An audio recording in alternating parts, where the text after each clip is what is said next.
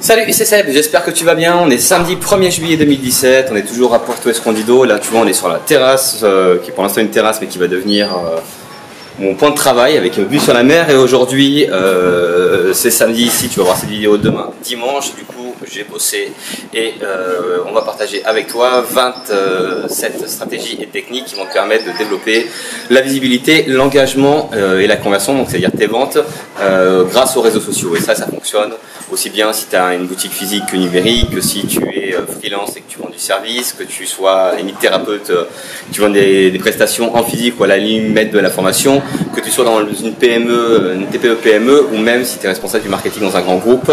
En clair, ce que je vais te présenter, on va se retrouver juste après sur mon ordinateur et je vais te présenter cette mind map de cette boîte à outils qu'on a constituée ces 8 dernières années avec Nicolas, qui nous permet d'aller piocher chaque fois à l'intérieur pour mettre en place du coup des stratégies pour développer nos business, les business de clients avant et la sélection de clients qu'on choisit pour continuer à travailler sur du temps, sur du présentiel. Ce ne sont pas les business qui soient automatisés. C'est de ça dont j'ai envie de te parler. Je te retrouve donc juste après ça.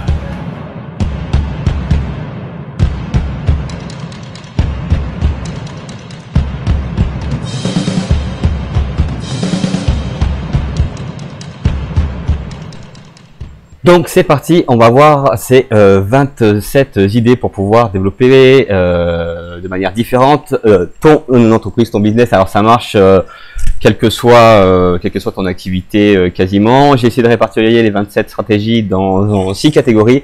La première, capital humain, donc ça veut dire toi et ton équipe. La deuxième, ça va être sur la partie contenu. Troisième, sur la partie innovation. On va voir aussi comment tu peux te développer grâce à tes produits, à ta communauté ou à ton marketing, notamment grâce à des stratégies de growth hacking. Donc voilà, le but là, c'est vraiment de te donner déjà une overview de tout ce qui est possible de tout ce qui est possible de faire. J'espère que ça va te donner du coup des idées et on pourra du coup rentrer plus profondément sur chaque thématique lors des différents modules qu'on va mettre en place. C'est parti, on y va. Donc premier axe de développement et qui est pour nous en tout cas le plus simple et le plus pertinent si tu veux, voilà, pour mettre en place des stratégies de développement innovantes et créatives, c'est de jouer sur ce qu'il y a de plus le cœur vraiment le réacteur de ton entreprise qui sont juste toi ou tes équipes quoi. Et justement en essayant de se dire que peu importe déjà le produit que tu fasses, même si tu vends du produit ou du service, ce qui va faire justement que tu es différent des autres, en tant qu'expert, parce que tu es forcément expert dans ton domaine, ça va être justement ton capital humain. Et ton capital humain, c'est quoi? Ton capital humain, c'est les connaissances, les expériences et les compétences que tu acquises. Ces trois domaines-là font que tu peux, je pense que du coup, tu vas être différent de tes autres concurrents.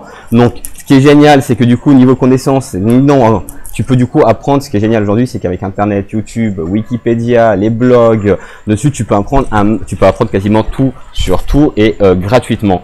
Donc, ça veut dire que là, ce que tu peux pimper, c'est tes connaissances. Tes connaissances, c'est-à-dire que ce que tu sais, ce qui est possible de faire. Du coup, pour justement les mettre en place et les prototyper, pour voir si elles fonctionnent ou pas. Donc transformer justement tes connaissances en expériences et de ces expériences-là en tirer les apprentissages pour justement en faire une nouvelle compétence. Parce que tu te dis que, en tout cas nous, notre postulat aujourd'hui chez les 400 coups, c'est de se dire que n'importe quelle entreprise, si elle a les bonnes compétences et la bonne culture, est capable de se développer en interne, sans avoir forcément besoin de faire appel à une agence de com ou quelque chose comme ça. Nous, alors, à la base, on n'est pas du tout marketeur, on est designer, on faisait des dessins. Justement, c'est Nico qui me rappelait ça ce matin en me disant, oh oui, ça, tu sais qu'on rappelle, au départ, on faisait quand même des dessins, quoi. Donc ouais, on a des formations de designer et justement, on est tous les deux des espèces de drogués du savoir, et notre kiff c'est d'apprendre des trucs, de les mettre en pratique et justement d'en tirer les résultats pour justement se pimper en termes de compétences, parce que plus tu vas avoir du coup de compétences, plus tu vas pouvoir mettre en place des stratégies dans ta boîte, ou surtout même plus tu enrichis tes grilles de lecture, plus tu vas avoir un avantage aussi concurrentiel. c'est aussi ça qu'il faut voir, c'est que le premier truc à pimper, c'est ton cerveau, quoi, et ton cerveau, ça se pimpe super rapidement. Donc voilà, première partie capital humain, tu vois, ça va être beaucoup plus concret par la suite. On va arriver sur la partie contenu. Alors pour nous, la partie contenu, elle a quand même vachement changé. C'est peut-être ces 8 dernières années ou ces 7 dernières années.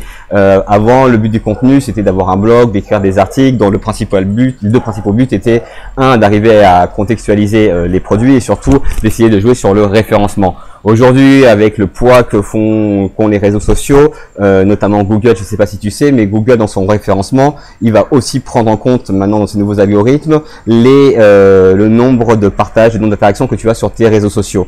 Donc ça, ce qui change radicalement du coup toute la technique de référencement, parce que tu peux du coup super bien référencer un site sans forcément avoir un blog qui va référencier sur des mots-clés ou avoir des stratégies de Google AdWords, mais juste en gérant bien du coup tes réseaux sociaux, en créant des interactions sur ta communauté, ça va te permettre de justement faire remonter ton site dans les résultats de recherche. Et si tu as la bonne formule, c'est quelque chose qui coûte vachement moins cher que du référencement normal. Donc le but de cette stratégie de contenu, avant on était sur le blogging. Aujourd'hui le blogging c'est un petit peu, alors c'est pas désuet, mais c'est beaucoup plus enrichi par l'arrivée justement de la vidéo.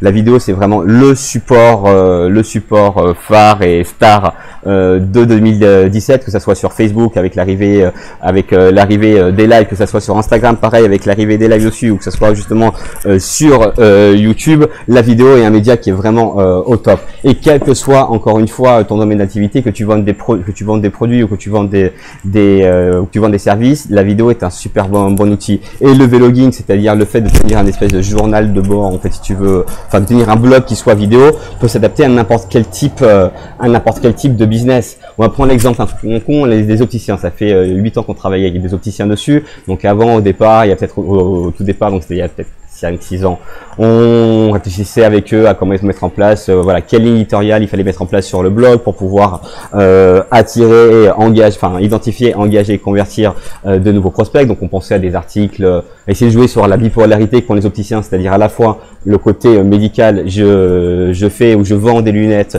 qui me permettent de mieux voir, et à la fois sur le côté esthétique, parce que je vais vendre des lunettes qui vont bien matcher avec ma personnalité, qui vont bien matcher du coup avec ma morphologie, qui vont du coup changer ma manière d'être vue. Donc ces deux polarités là, le fait d'avoir ces deux polarités là chez l'opticien nous permettait d'avoir une ligne éditoriale qui soit du coup assez élargie. Il y a par exemple des articles sur savoir quelle paire de lunettes pour quelle morphologie, ou pour voir les paires de lunettes phares, en tout cas faire de la veille pour essayer d'identifier quelles sont les paires de lunettes phares de cette saison-là, ou sur le côté médical, par exemple on avait fait un article, des illustrations sur le yoga des yeux. Parce que le fait d'être confronté tout le temps à des ordinateurs fatigue tes yeux dessus. Donc là, l'opticien peut prendre justement la parole dessus. Et un jour justement, donc en retravaillant sur toute cette veille-là pour un nouveau projet, je suis tombé sur la chaîne d'opticien, YouTube d'opticien. Alors qui prenait la parole certes qui prenait la parole en fait vraiment sur des thématiques, pas forcément sur des thématiques quelle paire de lunettes vont vous le mieux, vous allez le mieux. Là c'était des vidéos qui faisaient un peu sur le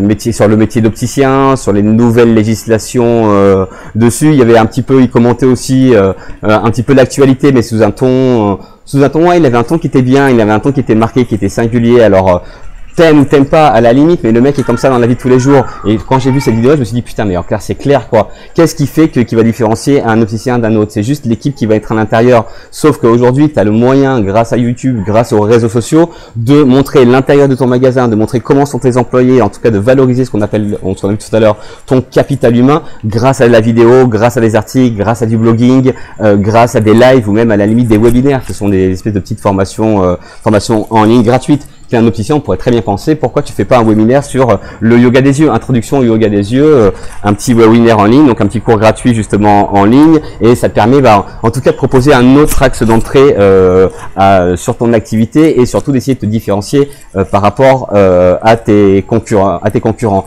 Mais le but, encore une fois, de la stratégie de contenu, quels que soient les contenus là, c'est d'arriver justement à s'infiltrer, c'est pas s'infiltrer, mais du coup à infuser sa culture dans le quotidien des clients. C'est peut-être un peu plus soft comme ça, mais du coup sa culture c'est pas uniquement une culture produit. Imagine-toi si tes clients ou tes prospects chaque jour du coup ils interagissent ces contenus comme exactement si on reprend l'exemple des opticiens, comme si c'était un pote. T'as un pote qui est opticien et tu abonnes sur lui sur Facebook et du coup tu vas voir ses différents articles. Ton pote opticien il parle pas forcément que de lunettes. Il parle aussi d'autres choses parce que avant d'être un expert, c'est aussi une personnalité. Et cette personnalité-là, c'est quelque chose qui est unique. Des opticiens qui sont bons, il y en a plein. Les opticiens qui ont une personnalité ou une manière de faire, donc qui ont des compétences, connaissances et expériences différentes, tout le monde est justement unique sur ça. Donc, ce qui va permettre justement d'arriver à mieux te valoriser. Et je pense que voilà, la stratégie de contenu, elle doit avoir cet objectif-là, c'est d'essayer un maximum. Nous, c'est la stratégie qu'on a chez 400 Pro avec Nico qu'on a décidé, c'est d'ouvrir vraiment les process qu'on fait, en fait, d'ouvrir les process à tout le monde en fait.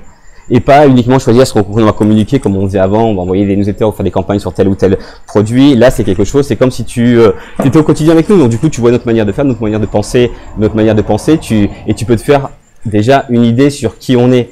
En termes de personnes, et déjà si ça match, il y aura beaucoup plus de chances de matcher aussi sur le côté boulot, parce que c'est les 400 coups, on a vraiment une approche qui est sociale, et c'est l'approche, en tout cas c'est le paradigme qu'on essaie d'injecter dans la plupart des stratégies qu'on met en place pour nos clients, qu'on continue à mettre en place pour une certaine sélection de clients, c'est d'essayer de recentrer un petit peu le business justement sur l'humain, et que le contenu doit servir justement, c'est juste un média en fait, c'est comme un espèce de comment on appelle ça, un relais, un tampon, non, moi je sais plus. J'ai le mot qui vient de me sortir de la tête dessus. Mais le contenu, c'est juste c'est comment en clair la question que tu peux te poser sur ta stratégie de contenu, qu'est-ce que tu dois mettre sur comme vidéo, qu'est-ce que tu vas orienter dans tes newsletters, qu'est-ce que tu vas écrire comme article de blog dessus, c'est comment tu peux toi aujourd'hui arriver à transformer tout ce qui se passe dans ton entreprise en contenu. Parce que si tu arrives à faire ça, si tu arrives justement à aligner la génération de contenu avec les process de ta boutique, ça veut dire que tu vas pouvoir en clair produire un contenu par jour, mais sans forcément le voir passer. Prenons encore une fois l'exemple des opticiens. L'opticien aujourd'hui, alors la plupart des opticiens, ceux qui sont présents sur Instagram, vont poster des photos de paires de lunettes, de personnes portant des paires de lunettes. Ça c'est super bien, on pourra déjà aller juste plus loin, une petite idée d'ailleurs si tu es opticien, pourquoi tu fais pas juste des avant-après. Les personnes qui viennent changer leur paire de lunettes de vue, pour une grande partie, déjà d'essayer peut-être d'avoir une autre approche, d'essayer de savoir pourquoi elle veut changer de paire de lunettes de vue. Si je viens chez toi en tant qu'opticien pour acheter une paire de lunettes, la plupart vont me dire, alors, on avait fait des petits audits dessus, il y en a qui vont commencer à leur demander quelles sont la gamme de prix sur lesquelles ils veulent rentrer. Il y en a d'autres qui vont commencer à leur présenter déjà une paire de lunettes, parce que du coup ils ont des objectifs dans la boutique, ils doivent vendre telle ou telle paire de lunettes. Pour te dire qu'on n'est pas dans le personnalisé. Et il y en a d'autres justement qui pourraient aussi arriver à te dire, bon bah ok, pourquoi aujourd'hui vous voulez changer votre paire de lunettes? C'est-à-dire que quel est votre métier?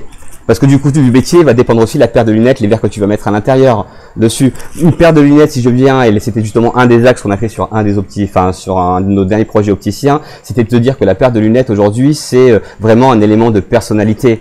Et tu peux faire un test à la con, prends-toi une paire de lunettes rondes et tu te prends une paire de lunettes un peu en format, comment on appelle ça, une paire de lunettes rectangulaires. Tu vas pas, alors bien évidemment tu vas pas ressembler à la même chose, mais tu vas pas du tout être perçu de la même manière. C'est-à-dire que peut-être que il y a des lunettes où on te dit tiens, il y a plein de fois que tu as dû entendre ça, les lunettes ça me rend intelligent. Mais c'est d'essayer de décaler le côté produit pour se recentrer un petit peu sur l'humain, pour essayer du coup de plus être un vendeur, mais d'être un conseiller. Et peut-être qu'il est là le twist à avoir, c'est que avant la stratégie de contenu, elle était là pour vendre des produits. Aujourd'hui, la stratégie de contenu, elle doit être là justement pour aider tes clients. Et si tu aides tes clients et du coup tu le fais et que tu aides tes clients, que tu arrives à créer cette relation-là de proximité, qui a la confiance, à l'intérieur, automatiquement tes ventes vont générer, et automatiquement ces clients-là vont être des clients qui sont fidèles parce qu'ils viennent pas chez toi pour tes produits, mais ils viennent chez toi pour ton savoir-faire, pour ton capital humain. Ils vont venir pour les choses qu'ils vont trouver chez toi, mais pas chez ton voisin, parce qu'encore une fois, vous n'avez pas les mêmes connaissances, compétences et expérience. Donc il y a plein de choses à faire en termes de contenu, et essayer de se dire que voilà, peut-être que le but aujourd'hui c'est d'essayer de proposer des contenus différents. Peut-être qu'aujourd'hui il faut essayer de se dire que oui, il n'y a pas forcément une seule stratégie qui fonctionne, mais il y a plein de stratégies à essayer. Que si tu reproduis les stratégies que tu lis sur internet, sur les différents blogs de marketing, où tu reproduis exactement la même chose que ton voisin, il y a du coup peu de chances que ça fonctionne parce que tu vas juste noyer dans la masse. Aujourd'hui, chez nous, chez les 400 coups, on dit que voilà, et que si tout est incertain, alors rien. Là, bah, si tout est là, si tout est impossible, alors si tout est incertain, alors tout est possible.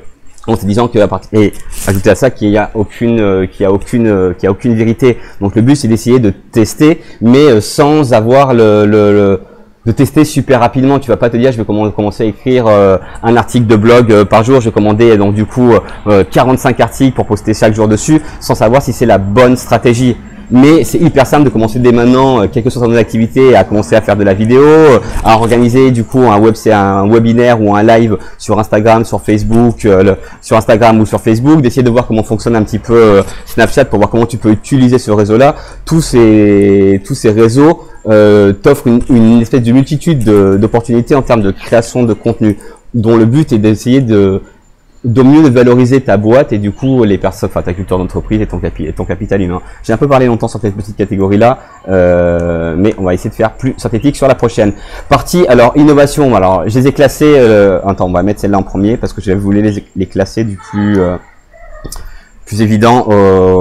Voilà, bon bref, on va voir. Donc du coup partie contenu, l'autre partie c'est la partie produit, donc c'est la partie que tu connais sûrement en audio, c'est peut-être des choses que tu fais déjà aujourd'hui, c'est-à-dire faire des opérations commerciales. Je fais une opération moins 30%, je dis que je fais les soldes, machin, ceci, cela. Ok, c'est bien. Deux problématiques par rapport à ça. Première problématique, quand tu fais ça, tu te dis que ta problématique à toi, parce que tu trouves pas plus de clients, que tu génères pas plus de ventes, c'est qu'il y a un problème au niveau du prix. Alors c'est peut-être vrai. Si c'est vrai que tu arrives à cibler le bonne personne, ça va du coup porter ses fruits. Par contre, si ta problématique elle est pas au niveau du prix, mais elle peut être au niveau que ton produit il est pas visible. Donc les gens, même si tu leur offres 30% sur un produit qu'ils comprennent pas, ils vont pas te l'acheter. Ou tout simplement que ton produit il est plus adéquat. Genre par exemple un hôtel qui te ferait de la pub en te proposant 20% sur tes chambres, quoi. Pour le même prix, tu as un super Airbnb dessus. Les gens n'ont pas compris. La problématique, elle n'est pas là pour les hôtels aujourd'hui. La problématique sur les hôtels, elle est comment justement je peux faire pour réinjecter de l'expérience dans mon hôtel, que ça soit plus juste je te donne une chambre et basta qui est complètement impersonnel, pour essayer justement de contrecarrer Airbnb qui pour le même prix, tu vas dans quand on était en déplacement, on est tout le temps dans des espèces de comment ça s'appelle c'était pas des holidays, non, c'est pas des holidays, des espèces de compagnie, non, je sais pas si c'était compagnie, mais enfin bref, c'était pas une entrée de gamme, mais c'était bref, c'était un truc vraiment basique dessus. T'en avais pour 110 € la chambre. 110 €, c'était à Lyon. 110 € à la fin de nos contrats dessus, on prenait du Airbnb pour 110 €, on avait un super appartement, on était tous à l'intérieur dedans. Donc encore une fois, le problématique de l'hôtel, elle n'est pas forcément sur le prix. Donc l'opération commerciale, elle est bien à partir du moment que tu es sûr que tes prospects ou tes clients veulent ton produit, que le produit, ils ont juste une espèce de petite tension sur le prix de ton produit. Mais la deuxième chose du coup par rapport à ça, c'est que aujourd'hui, si tu vends en physique, t'es limité au niveau de tes soldes. Sur internet, les soldes c'est tout le temps, les 30%, 40%, c'est tout le temps. Donc tu vas pas te démarquer par rapport à ça. C'est aussi ça qu'il faut essayer d'intégrer, c'est que l'opération commerciale, c'est bien à partir du moment où tu as un matching produit audience.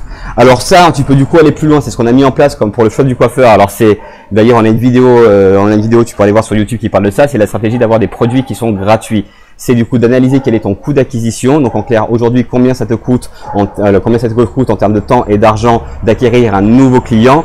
Et du coup d'essayer de trouver un produit que tu peux produire en interne. Alors ça peut être un produit physique, ça peut être aussi la génération de valeur que tu vas pouvoir offrir, dont le but étant de pouvoir acquérir de nouveaux clients. Exemple, quand on a fait l'activation du choix du coiffeur, un dispositif de e-commerce, on a trouvé nos 100 premiers clients en offrant 100 barrettes gratuites. Sauf que les 100 barrettes gratuites, elles nous coûtent 30 centimes livraison offerte et qu'on a récupéré plus de 1900 adresses mail, nom, numéro de téléphone et adresse, parce que les adresses on en a besoin pour envoyer les produits. Donc pour 30 centimes donc par produit justement offert, donc des produits à 30 centimes, on a potentiellement il y avait des ventes derrière sur notre produit VAR qui étaient à 67 €. Donc on claque 30 centimes pour pouvoir en gagner 67. Donc oui, le produit gratuit là en effet nous fait gagner de l'argent et gagner du temps parce que c'est une campagne à lancer et basta. On n'a pas à retravailler les leads, machin, ceci, cela. Donc voilà, la stratégie des produits gratuits c'est quelque chose que toi aussi tu peux mettre en place.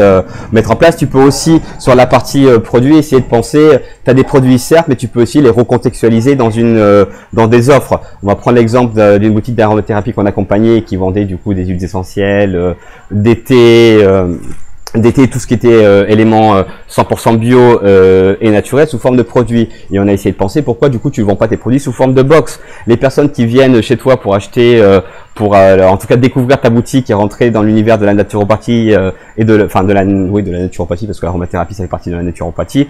De la naturopathie, elles sont dans une logique, on va penser dans leur mode comportement, elles sont dans une logique, ok, je vais essayer de changer mes habitudes, de changer mes comportements. Comment toi en tant que boutique tu peux les aider à en faire ça? C'est super simple, propose-leur un abonnement. Chaque mois, on va faire une box, par exemple une box un espèce de programme. Donc c'est plus du coup tu vends des produits, mais tu vends des programmes. Un programme détox, green detox après les fêtes, où pendant 3 mois, tu vas recevoir chez toi les différents, un thé, une synergie d'huiles essentielles et une petite recette à faire qui vont te permettre en fait d'intégrer ça directement dans tes routines. Donc en plus de te vendre tes produits, je deviens du coup un coach qui te permet de d'atteindre tes objectifs qui sont d'arriver à rentrer dans un mode, en tout cas, essayer de mieux prendre soin de ton corps et de ton esprit. En tout cas, de rentrer dans cette logique, là. Donc du coup, là, ce que je vends, c'est plus un produit, mais c'est un espèce de programme qui me permet en 3 mois d'arriver à intégrer dans mes comportements, par exemple, l'usage des plantes et des huiles essentielles pour maîtriser ma ligne,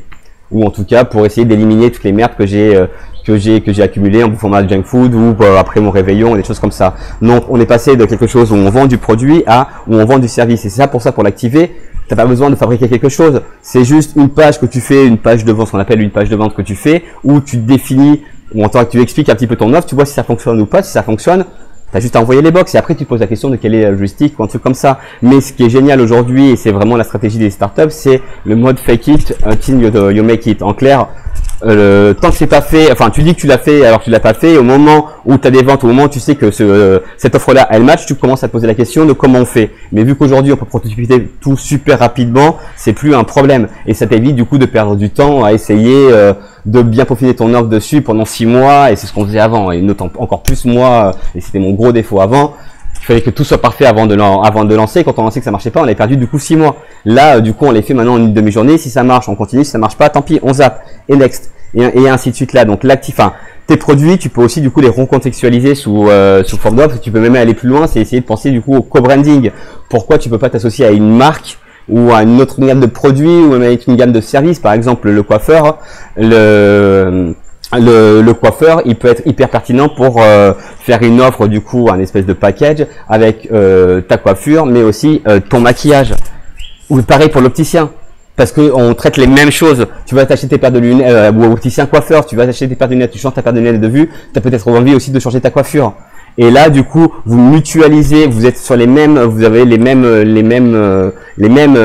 cibles. Vous vendez pas les mêmes produits, vous n'êtes pas concurrents, vous êtes juste, du coup, collaborateurs, et vous injectez, du coup, beaucoup plus de valeur ensemble que seul. Et ça vous permet aussi, du coup, de mutualiser les différents investissements pour mettre en place ces différentes activations-là. Donc voilà, pour la partie produit, les différents trucs que tu peux faire, tac. Sur la partie innovation, donc on va rentrer sur des trucs, il y a plein de choses autres que les produits. Alors ça, on rentre vraiment dans les parties sur lesquelles on pense que il y a le plus d'opportunités aujourd'hui, parce que ce sont des parties qui sont peut-être à la limite pas assez exploitées. Aujourd'hui, si tu veux chercher à développer plus rapidement ton entreprise ou à relancer un petit peu tes ventes, il y a d'autres axes que tu peux penser. Déjà, c'est essayer de penser à des nouveaux produits. Là, je ne parle pas des nouvelles offres, mais à des nouveaux produits. En disant que aujourd'hui, imaginons que ça fait 20 ans que tu fais ton même métier dessus, tu as un socle des clients, tu as une communauté. Alors même si tu es opticien dessus, tu as une communauté, mais tu peux te dire, par exemple, si tu es opticien, ok, j'ai une communauté, quel produit ou même à la limite quel nouveau business je pourrais lancer qui résoudrait un des problèmes rencontrés par ma communauté. Et là, tu changes radicalement, tu changes radicalement la donne. Tu te dis qu'aujourd'hui, tu peux, ce qu'on appelle du coup les pivots dans les startups, on en a fait pas mal, nous, avec Nico, au sein des différentes boîtes sur lesquelles on était, en te disant que ce qui est le plus important, du coup, c'est l'équipe. Et qu'à la limite, le produit, tu peux complètement le changer, c'est pas un problème, quoi. Rien ne t'empêche, si tu vois que, en tant qu'opticien, tu galères, ou en tant que, par exemple, boutique de fringues. Boutique de fringues, aujourd'hui, c'est quand même galère. À l'époque où t'as Asos, où t'as des genres de sites comme, plein de sites de vente en ligne, comme Asos, vente privée, ou ce genre de sites là où tu peux, du coup, acheter des fringues de marque et des promotions toute l'année, les essayer, les renvoyer gratuitement. Forcément, en tant que boutique, qui vend des fringues physiques, c'est beaucoup plus compliqué. C'est beaucoup plus compliqué dessus. Alors la question elle est de savoir est-ce que je réinjecte, du coup, est-ce que je transforme, je réinvente mon métier, ou est-ce qu'à la limite, je switch, je me sers de tout ce que je sais faire, du coup, pour essayer de me déporter sur un autre métier. Pourquoi pas, par exemple, je suis gérant d'une boutique de fringues dessus, passer du coup sur la vente en ligne. Passer sur de la vente en ligne, parce que du coup, tu as une expérience avec t'as une véritable expérience du coup sur la sélection des produits, sur la vente. Tu peux du coup transposer là ces compétences là sur une évolution du coup de ton business. Tu peux du coup aussi proposer de nouvelles offres, ce qu'on a vu dans la partie produits, ou proposer aussi de nouveaux services. Je suis par exemple, on va prendre l'exemple de notre client en aromathérapie sur lesquels on a commencé à prototyper des ateliers. On a prototypé une nouvelle gamme, donc de sa gamme d'aromathérapie, on a prototypé une gamme de cosmétiques à faire soi-même. Du coup, qui permettait justement à toutes les nénettes, quel que soit leurs âges, de se maquiller ou en tout cas de traiter leur peau moins cher, 100%, avec du 100% naturel et dans une logique en plus éco-responsable parce que c'était des choses qu'on faisait soi-même. Donc, pour activer cette offre-là, la meilleure manière d'activer, ça a été d'organiser du coup des ateliers où notre client, ce client-là, donc du coup qui s'appelle Thierry, leur montrer pendant le temps d'1 heure comment faire une crème anti-rides ou comment faire une lotion justement pour les cheveux. Et il est donc passé d'un business de je vends des produits à du coup je propose des services, mais qui ont complètement du coup un lien avec ces produits. C'est complètement naturel parce qu'on s'est rendu compte que pour avoir plus de clients et notamment une clientèle qui soit plus jeune ou une clientèle qui soit différente que la clientèle actuelle que tout le monde essayait de se partager, il fallait peut-être essayer de présenter notamment la naturopathie d'une autre manière. Là, c'était sur l'angle beauté et sur un angle, certes, les produits de beauté. Et là, c'est même les lunettes qui vont acheter, les petites qui vont acheter chez Sephora ou chez Marionneau. C'est plein de merde à l'intérieur, c'est plein de perturbateurs endocriniens ou de flotte dessus. Là, on leur propose un meilleur produit. Alors, du coup, un produit qui est beaucoup moins cher, qui est meilleur pour pour leur peau, enfin, du coup, pour leur corps. Et en plus de ça, qui intègre une logique éthique parce qu'on est que sur du made in France. Donc voilà, c'est aussi d'essayer peut-être d'essayer de switcher. Tout ça, encore une fois, c'est basé sur tes clients, sur leurs besoins, parce que c'est ce qui est le plus important. Surtout si tu as un business qui est lancé, qui a besoin de pouvoir repartir, faut que tu capitalises sur ta base de clients, en te disant voilà, j'ai cette base de clients là, j'ai une communauté dessus, sur lesquels ils me font confiance. Comment aujourd'hui je peux peut-être leur proposer autre chose pour du coup redécoller et du coup générer un peu plus de ventes, mais surtout en disant que voilà, t'es pas juste monoproduit ou monoservice. Aujourd'hui, tu peux faire plein de choses. Là, nous, on forme des personnes qui sortent de secteurs mais radicalement différents, qui ont entre 45 et 55 ans, qui sont en reconversion professionnelle, et on apprend à monter des sites e-commerce, à faire du dropshipping, à gérer des newsletters, et ça en moins entre 3 et 6 mois. Et il l'intègre super bien. Donc n'importe qui aujourd'hui peut monter un business et le gérer en interne, ce qui fait que du coup tu peux innover en permanence et pas forcément obligé de te centrer uniquement sur ton activité. Il y a aussi toute la notion d'expérience client sur laquelle tu peux jouer. On va prendre par exemple le cas des opticiens. Le cas des opticiens aujourd'hui, c'est un peu compliqué parce que quand tu veux te refaire une paire de lunettes, en gros, une paire de lunettes de vue, sur les différents audits qu'on a fait, il faut à peu près 1h15 entre le moment où tu rentres et le moment où tu ressors. Alors, en 1h15, mais tu ressors sans ta paire de lunettes, parce qu'il faut prendre les paires de lunettes. Enfin, il faut que tu ailles, tu fais ta sélection de montures. On va poser 2-3 questions, on va faire tes différentes mesures. Après, il va y avoir toute une phase où on va te demander ton tiers payant, ta sécu, donc toute une phase administrative. On va te faire un devis et on va commander tes verres et tu vas pouvoir récupérer tes verres. Donc, en plus de ça, tu n'as pas tes lunettes tout de suite. Et ajouté à cela, il y a une grosse problématique, c'est que pour avoir un rendez-vous chez un ophtalmo quand t'as pas d'ordonnance, donc je vais chez un opticien, je rentre, j'ai un coup de cœur sur une paire de lunettes, mais j'ai pas d'ordonnance. Comment je fais? Faut que j'aille prendre rendez-vous chez un ophtalmo, attendre des fois jusqu'à 2 mois pour avoir mon rendez-vous, pour revenir. Autant te dire que là, c'est hyper compliqué de vendre. Mais si tu intègres ces problématiques-là, dans tes stratégies, en disant que par exemple, là, c'est ce qu'on a mis en place justement pour les opticiens. Je me vais sur le site, je vois quelques paires de lunettes où je passe du coup en boutique. Les paires de lunettes, elles vont me plaire. J'ai pas d'ordonnance, c'est pas un problème parce qu'on a un réseau d'ophtalmo partenaires sur lesquels je peux trouver un rendez-vous en priorité dessus. Si j'ai mon ordonnance et que je suis en ligne, je peux à la limite même t'envoyer directement, enfin regarder la paire de lunettes, prévoir ma sélection, fixer à la limite mon rendez-vous, parce que ça aussi, faut prendre aussi en considération, alors notamment, je parle vraiment des opticiens là parce que c'est quelque chose qu'on connaît. Si tu es sur de l'optique de créateur, ce qu'on appelle de créateur, où tu vends des paires de lunettes du coup qui sont un peu chères, les gens qui s'achètent ça sont des gens qui travaillent, sont des gens qui n'ont pas forcément de temps et encore moins 1h15 à perdre pour venir chez toi, faire la queue, prendre les mesures, des choses comme ça. Donc tout ça, tu peux justement le réintégrer, par exemple en leur proposant de prendre directement rendez-vous en ligne, de présélectionner ses paires, qui va vouloir directement essayer, qui pré-remplissent en amont, qui télécharge son ordonnance, son numéro de sécu, en tout cas sur son espace client, pour réduire la partie la séquence administrative en boutique. Au truc à la con, tu vois, sur l'expérience client opticien. Et pourtant, j'ai vu peu d'opticiens qui le faisaient. On te fait essayer les paires de lunettes dessus, on te demande, ouais, ok, tiens, celle-là, tu te regardes, t'as essayé une autre, tu te regardes, on te demande laquelle tu préfères. C'est hyper compliqué. Un truc à la con, je vais essayer mes paires de lunettes dessus devant un petit iPad avec une petite application sur l'opticien dessus. À chaque fois que j'essaye une paire sur mon espace client, je la prends directement en photo.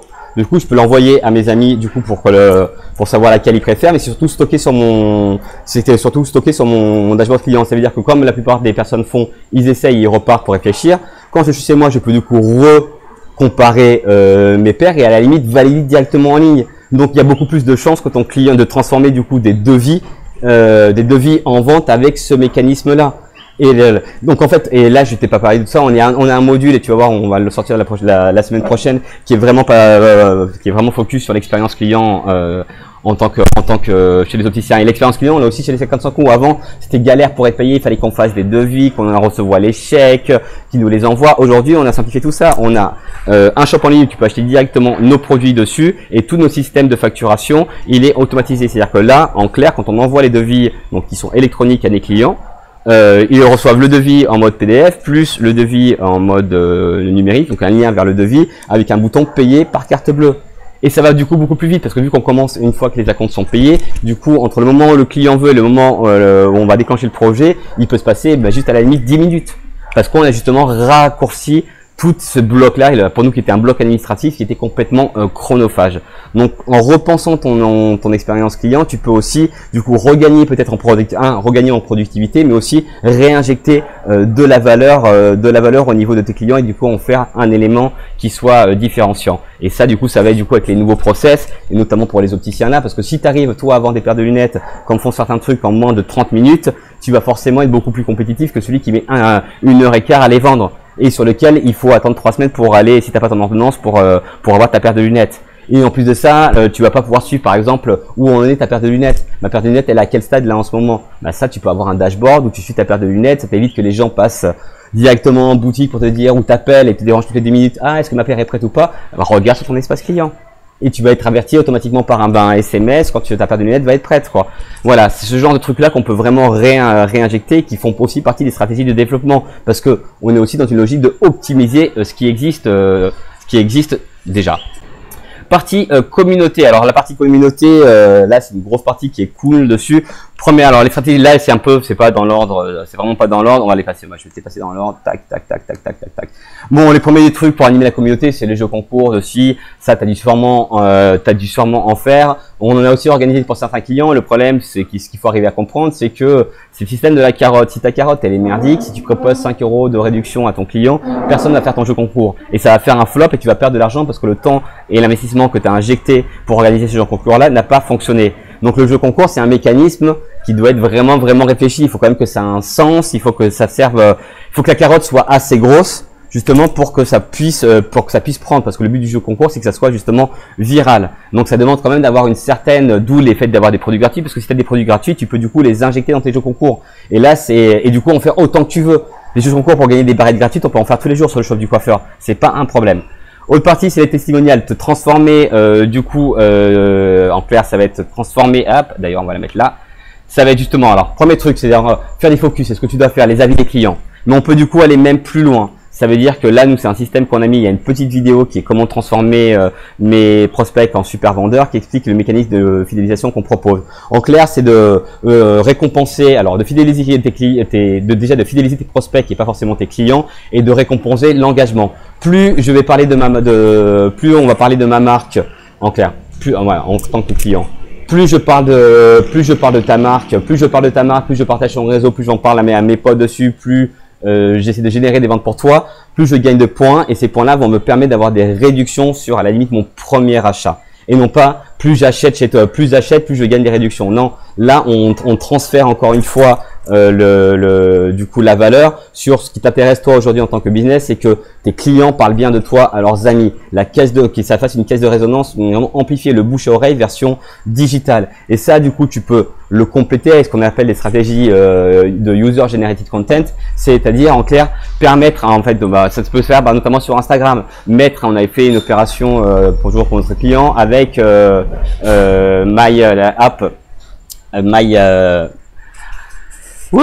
My Aromex Moment. C'était on a toute une ligne justement l'éditorial qui était sur le développement personnel, parce que là on se disait que les personnes justement les personnes qui étaient intéressées par la naturopathie étaient aussi intéressées du coup par le développement personnel, et on avait fait un gros focus sur The Miracle Morning. Qui est une routine où il faut se laver à 5h30 du matin, et on avait mis en place justement un mot-clé pour que chacun de nos clients et même d'autres personnes dessus puissent du coup les utiliser et les mettre sur les photos. Donc du coup tu te sers de tes clients pour avoir du coup du contenu. C'est ce qu'on fait aussi pour les 400 coups. Tu peux aller taper le mot-clé Business in Paradise sur Instagram et tu verras qu'il y a plein de photos qui sont taguées. Qui sous-tend aussi, tu peux faire de l'affiliation. Donc à l'affiliation, ça peut être aussi affiliation influenceur. Là, je ne parle pas de gros systèmes d'influenceurs, de gros systèmes d'affiliation. Juste, tu trouves des influenceurs qui sont qui ont des millions de vues ou des millions de fans de followers sur Instagram, parce qu'ils ne seront pas intéressés par ton petit produit. Mais nous, ce qu'on conseille, c'est d'avoir des influenceurs qui ont des petites communautés et surtout qui sont locaux. Alors certes, ils vont avoir moins de visibilité, mais ça va toucher des personnes, ça va être beaucoup plus ciblé. Quand tu vas leur proposer un système d'affiliation, ils vont être intéressés.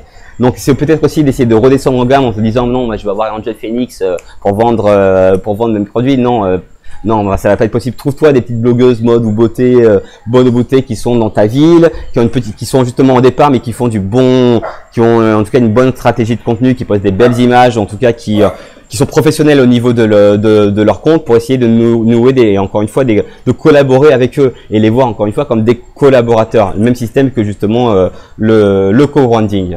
Pour la partie communauté, il y aurait plein d'autres choses dont on pourrait parler, mais là je me vois que je m'étale vraiment sur cette vidéo là, mais t'inquiète pas, de toute façon tout sera après. On va avoir des différents modules dans les cours sur différents modules qu'on va mettre en place, et d'ailleurs cette carte là va nous servir à prototyper les différents modules de cours.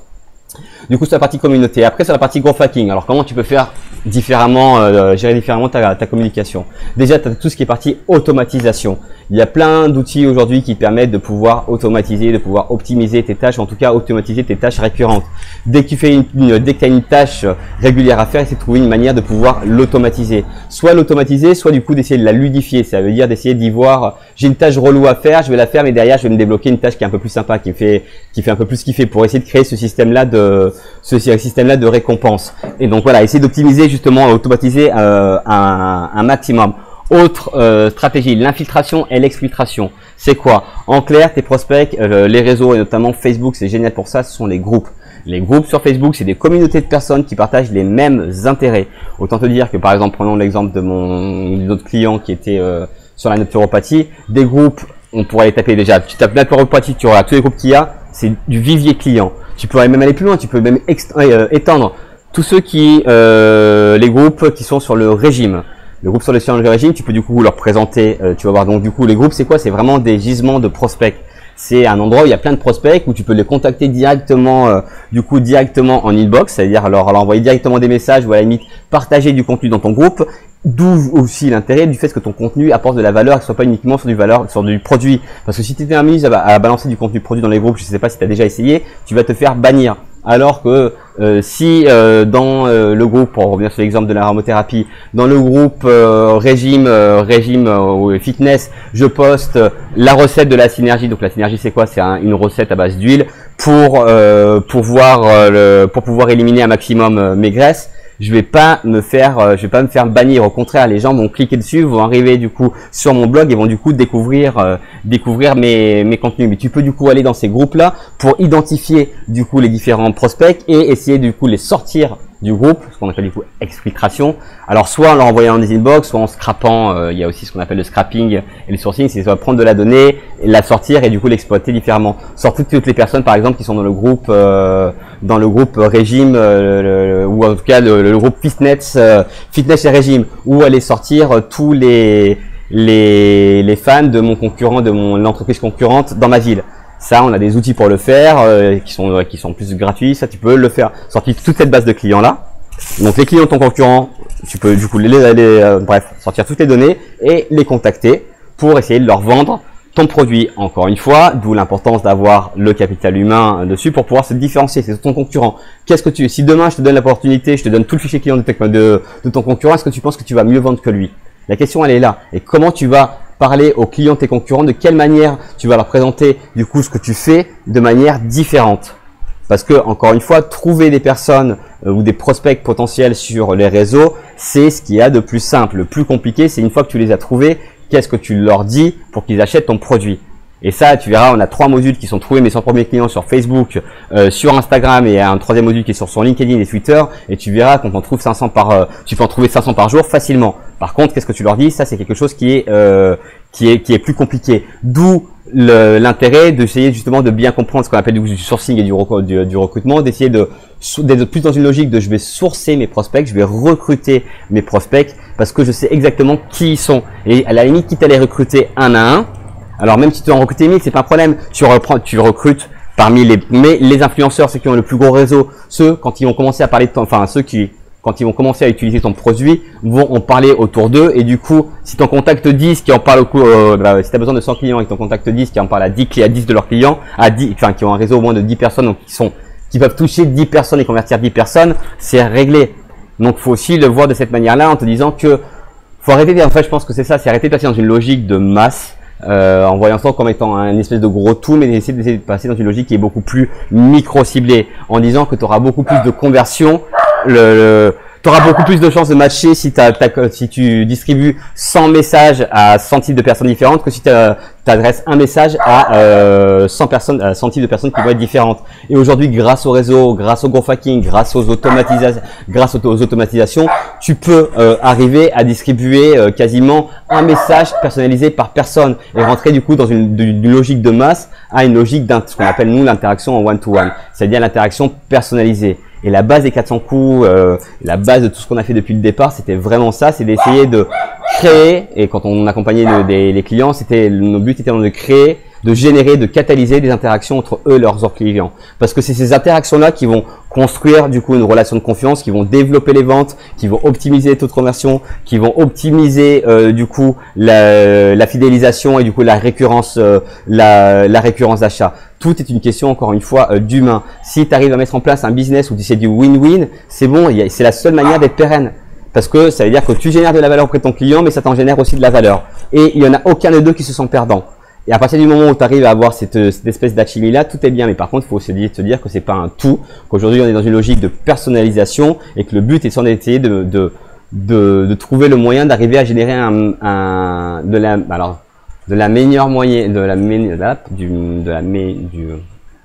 la vidéo. Du coup, le but étant d'arriver à générer c'est pas un maximum, mais le meilleur type d'interaction avec chacun de ses clients pour que chaque client se considère comme étant unique. Comme aujourd'hui, tu peux pas, en fait, c'est ça, c'est que je vais pas le faire parce que je vais pas arriver à le dire, mais je vais essayer de le dire. C'est penser un petit peu petite référence à la cité de la peur. Tu peux, c'est-à-dire que tu peux aujourd'hui super facilement parler de 1000 façons différentes à 1000 personnes différentes.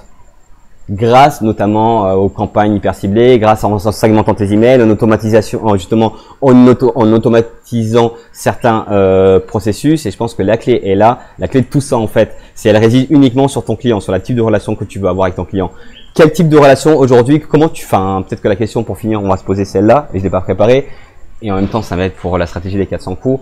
C'est quel type de relation on va avoir avec nos clients.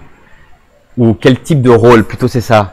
Quel type de rôle ou mais de rôle, c'est pour ça que je parle de rôle plutôt que de relation, parce que dans le rôle, il y a plus un côté humain, en tant que humain dans notre entreprise, donc en tant que en tant qu'entreprise, mais vu sur la manière humaine, quel rôle on doit avoir dans la vie de nos clients? Est-ce que notre rôle, ça doit être justement de les aider? Est-ce que notre rôle, ça doit être justement de les motiver? Est-ce que notre rôle, ça doit être de les débloquer? Est-ce que leur rôle, ça doit être de susciter du plaisir ou de l'intérêt ou de leur apprendre quelque chose? On est beaucoup plus sur un type de relation. Quel type, voilà, aussi peut-être ça. Quel type de relation tu aimerais avoir avec chacun de tes clients là?